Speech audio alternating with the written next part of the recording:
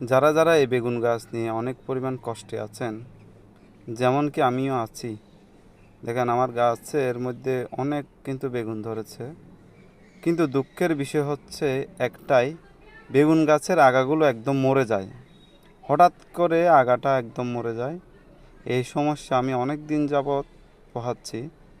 যারা যারা এই সমস্যার সমাধান চান এবং কেউ জেনে থাকেন এটার সমাধানটা কি, একটু কমেন্টে বলবেন। বিশেষ করে অনেক কষ্টের পরে যখন দেখি এই গাছগুলো এভাবে মরে যায়, তখন কিন্তু একদম আগ্রহটা হারিয়ে ফেলি। সবাই কিন্তু কমেন্টে একটু বলবেন যে কী ওষুধটা দিলে, কী কীটনাশকটা দিলে যে গাছটা ভালো থাকবে। এই যে দেখেন একটা পোকা আসে, এই পর্যন্ত যদি আবার ভেঙে দিই তাহলে এই গাছটা বেঁচে থাকে। যদি ভাঙতে একটু দেরি হয়